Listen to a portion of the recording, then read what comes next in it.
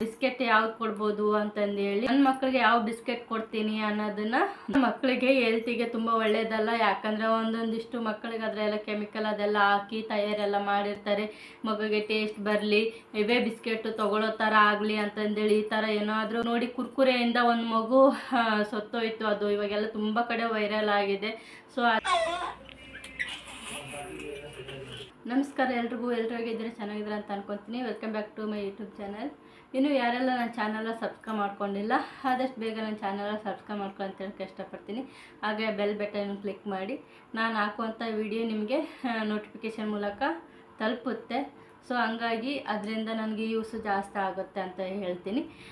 ಬನ್ನಿ ಈ log start ಮಾಡೋಣ. ಈ ಲಾಗ್ ಮಾಡೋಕ್ಕೆ ಕಾರಣ ಏನಪ್ಪ ಅಂತಂದರೆ, ಮೊನ್ನೆ ಕಮೆಂಟ್ ಮಾಡಿದ್ರಿ ಮಕ್ಕಳಿಗೆ 1 ವರ್ಷ 2 ವರ್ಷದ ಮಕ್ಕಳಿಗೆ ಇಲ್ಲ 5 ವರ್ಷದ ಮಕ್ಕಳಿಗೆ ಬಿಸ್ಕೆಟ್ ಯಾವ್ದು ಕೊಡ್ಬೋದು ಅಂತಂದೇಳಿ ಕಮೆಂಟ್ ಮಾಡಿದ್ರಿ. ಆಮೇಲೆ ಬಿಸ್ಕೆಟ್ ಯಾವ ಥರ ಇರುತ್ತೆ ಅದನ್ನು ವಿಡಿಯೋ ಮಾಡಿ ಅಂತ ಹೇಳಿದ್ರಿ. ನನ್ನ ಮಕ್ಕಳಿಗೆ ಯಾವ ಬಿಸ್ಕೆಟ್ ಕೊಡ್ತೀನಿ ಅನ್ನೋದನ್ನು ಈ ಲಾಗಲ್ಲಿ ನಿಮಗೆ ಪೂರ್ತಿಯಾಗಿ ತಿಳಿಸ್ಕೊಡ್ತೀನಿ. ಯಾಕೆ ಆ ಬಿಸ್ಕೆಟ್ ಕೊಡಬೇಕು, ಇನ್ನು ನಾನಾ ರೀತಿ ಬಿಸ್ಕೆಟ್ಗಳು ಅವೈಲೇಬಲ್ ಇದೆ ಅಲ್ವಾ, ಇದೇ ಬಿಸ್ಕೆಟ್ ಯಾಕೆ ಕೊಡಬೇಕು ಅನ್ನೋದನ್ನು ತಿಳಿಸ್ತೀನಿ. ಮತ್ತು ಇವಾಗ ಏನಂದರೆ ತುಂಬ ಬಿಸ್ಕೆಟ್ಗಳು ಸಿಕ್ಕಾಪಟ್ಟೆ ಬಿಸ್ಕೆಟ್ಗಳು ಇವಾಗ ಎಲ್ಲ ಕಡೆ ಸಿಗುತ್ತೆ. ಗುಡ್ಡೆ ಆಗಿರ್ಬೋದು, ಇನ್ನು ಯಾವ್ಯಾವುದೋ ಬಿಸ್ಕೆಟ್ಗಳಿದ್ದಾವೆ. ಅದೆಲ್ಲ ಮಕ್ಕಳಿಗೆ ಹೆಲ್ತಿಗೆ ತುಂಬ ಒಳ್ಳೆಯದಲ್ಲ. ಯಾಕಂದರೆ ಒಂದೊಂದಿಷ್ಟು ಮಕ್ಕಳಿಗೆ ಅದರೆಲ್ಲ ಕೆಮಿಕಲ್ ಅದೆಲ್ಲ ಹಾಕಿ ತಯಾರೆಲ್ಲ ಮಾಡಿರ್ತಾರೆ.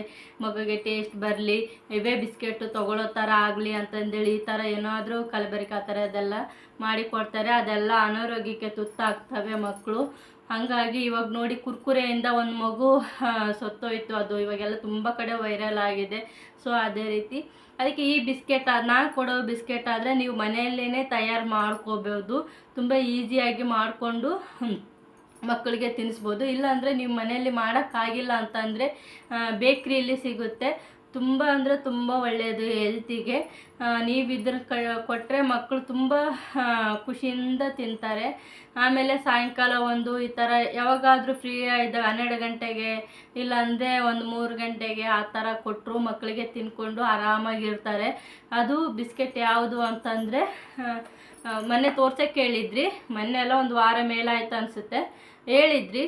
ನಾನು ಮಕ್ಕಳಿಗೆ ಕೊಡೋದು ಇದೇ ಬಿಸ್ಕೆಟ್ಟು. ನನಗೆ ಮನೆಯಲ್ಲಿ ಬಿಸ್ಕೆಟ್ ಮಾಡೋಕ್ಕಾಗಿಲ್ಲ. ಸೊ ಅದಕ್ಕೆ ನಾನೇನು ಮಾಡಿದೆ ಅಂದರೆ ಬೇಕ್ರಿಲಿ ತರಿಸ್ಕೊಂಡು ಇಟ್ಕೊಂಡಿದ್ದೆ. ಇದ್ರ ಹೆಸರು ರಾಗಿ ಬಿಸ್ಕೆಟ್ ಅಂತಂದೇಳಿ. ಅಕಸ್ಮಾತ್ ಮಕ್ಕಳು ಸರಿ ತಿಂದಿಲ್ಲ ಅಂತಂದಾಗ ನೀವು ಈ ಬಿಸ್ಕೆಟನ್ನು ಕೊಡ್ಬೋದು. ಕೊಟ್ಟಾಗ ಮಕ್ಕಳು ತಿಂದು ಆರಾಮಾಗಿ ಆಟ ಆಡಿಕೊಂಡು ಇರ್ತಾರೆ. ಸರಿ ತಿನ್ನಿಸಿದ್ರೂ ಮಕ್ಕಳಿಗೆ ಈ ಥರ ಬಿಸ್ಕೆಟ್ ಸಾಯಂಕಾಲ ಟೈಮು ಇಲ್ಲಾಂದ್ರೆ ಒಂದು 11 ಗಂಟೆಗೆ, ಇವಾಗ ಹೆಂಗಿದ್ರು ನೀವು 9:30 10 ಗಂಟೆಗೆಲ್ಲ ಸರಿ, ಅಥವಾ ಇಲ್ಲಾಂದ್ರೆ ದೋಸೆ ಏನಾದರೂ ತಿನ್ನಿಸಿರ್ತೀರ ಮಕ್ಕಳಿಗೆ. ತಿನ್ನಿಸಿದ್ದಾದಮೇಲೆ ಒಂದು 11:30 12 ಗಂಟೆಗೆ ಆವಾಗ ಈ ಥರ ಬಿಸ್ಕೆಟ್ ತಿನ್ನಿಸಿ. ಇಲ್ಲಾಂದರೆ ಸಾಯಂಕಾಲ ಟೈಮು ಕೊಡಿ. ಮಕ್ಕಳು ಯಾವಾಗ ಹಸಿವಾಗಿರುತ್ತೆ ಅವಾಗೆಲ್ಲ ಬಿಸ್ಕೆಟ್ ಕೊಡಿ, ಹಾಲು ಕೊಡಿ. ಇದ್ರನ್ನ ಹಾಲಲ್ಲಿ ಅದ್ಬಿಟ್ಟು ಕೊಡ್ಬೋದು.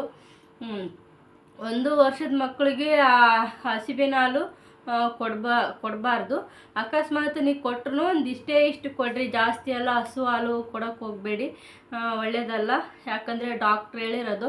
ಸೊ ಹಂಗಾಗಿ ಬಿಸ್ಕೆಟ್ ತಿನ್ನಬೇಕಲ್ವ ಮಗು, ಅದಕ್ಕೋಸ್ಕರನೇ ಇವಾಗ ಒಂದು ಸ್ವಲ್ಪ ಅದ್ದಿ ತೇವ ಆದರೆ ಚೆನ್ನಾಗಿ ತಿಂತಾರೆ ಮಕ್ಕಳು. ಚಿಕ್ಕ ಮಕ್ಕಳಾದರೆ 1 ವರ್ಷದೊಳಗಿನ ಮಕ್ಕಳಂದರೆ ಹಾಲಲ್ಲಿ ಅದ್ದಿ ತಿನ್ನಿಸಿ ನೀವೇ. ಇಲ್ಲಾಂದರೆ 1 ವರ್ಷ ಮೇಲ್ಪಟ್ಟಾದರೆ ಆ ಮಕ್ಕಳಿಗೆ ಬಿಸ್ಕೆಟ್ ಕೊಟ್ಟರೆ ಅವೇ ಕಚ್ಚಿ ತಿಂತಾವೆ. ಇವಾಗ ಎಳೆ ಮಕ್ಕಳು ಅಂತಂದರೆ ಕೊಟ್ಬಿಟ್ರೆ ಏನು ಮಾಡ್ತಾವೆ ಅಂದರೆ ಅರ್ಧ ತಿಂತವೆ, ಸರಿಯಾಗಿ ತಿನ್ನೋಕ್ಕಾಗಲ್ಲ, ಗೊತ್ತಿರಲ್ಲ ಮಕ್ಳಿಗೆ ಯಾವ ಥರ ತಿನ್ನಬೇಕು ಅಂತಂದೇಳಿ ಸುಮ್ಮನೆ ಹಿಂಗೆ ಅಂತ ಇರ್ತವೆ. ಅದಕ್ಕೋಸ್ಕರ ಹಾಲಲ್ಲಿ ಅದ್ದಿ ಈ ಥರ ಮಾಡಿ ತಿನ್ನಿಸಿ. ಇಲ್ಲ ಇದಕ್ಕೆ ಹಾಲು ಅವಶ್ಯಕತೆಯೂ ಇರಲ್ಲ, ಈ ಥರ ಸಾಫ್ಟಾಗಿ ಈ ಥರ ಬರುತ್ತೆ ಚೆನ್ನಾಗಿ. ಇದು ತುಂಬ ಒಳ್ಳೆಯದು, ತುಂಬ ಪೌಷ್ಟಿಕಾಂಶ ಇರುತ್ತೆ. ರಾಗಿಯಿಂದನೇ ಮಾಡಿರ್ತಾರೆ, ತುಂಬ ಚೆನ್ನಾಗಿದೆ.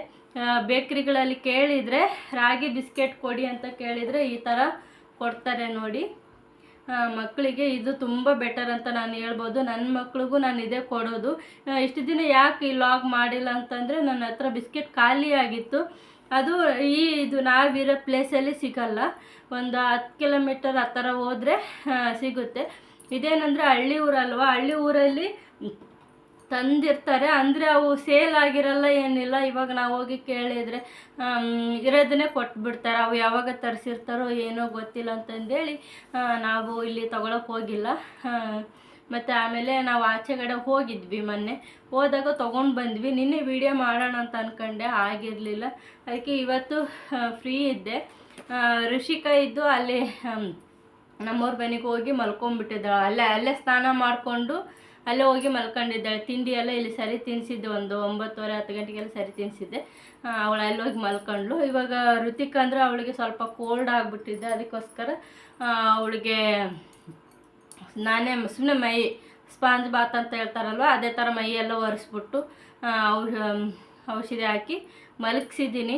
ಏನಾದರೂ ಕೋಲ್ಡ್ ಆ ಥರ ಏನಾದರೂ ಕಡಿಮೆ ಆಗಿಲ್ಲ ಅಂದರೆ ಹಾಸ್ಪಿಟಲ್ಗೆ ಹೋಗಬೇಕು ಅಂತ ಅಂದ್ಕೊಂಡಿದ್ದೀನಿ. ನೋಡ್ತೀನಿ ಇವತ್ತೊಂದು ದಿನ ಏನಾದರೂ ತುಂಬ ತೀರಾ ಹಂಗಾಯ್ತಂದರೆ ಕರ್ಕೊಂಡು ಹೋಗಿ ಬರ್ತೀನಿ.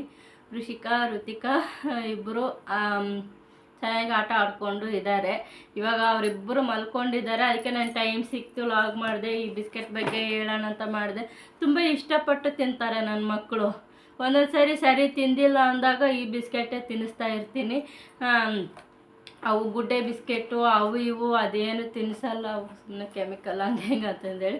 ಬಟ್ ನಿಮಗೆ ನಿಮ್ಮಿಷ್ಟ, ಅದು ನೀವು ತಿನ್ಸಂಗಿದ್ರೆ ತಿನ್ನಿಸ್ಬೋದು, ಇಲ್ಲಾಂದರೆ ಇಲ್ಲ. ಬಟ್ ಇದು ತುಂಬ ಬೆಸ್ಟ್ ಇದೆ. ರಾಗಿ ಬಿಸ್ಕೆಟ್ ಅಂದರೆ ಹಿಂಗೆ ಇರುತ್ತೆ. ನೀವು ಯಾರೋ ಕೇಳಿದ್ರಿ ಅಲ್ವಾ, ಅದಕ್ಕೆ ಅವ್ರಿಗೋಸ್ಕರನೇ ಈ ಲಾಗ್ ಮಾಡಿದೆ. ನೋಡಿ ಇದೇ ಥರ ಇರುತ್ತೆ ರಾಗಿ ಬಿಸ್ಕೆಟು.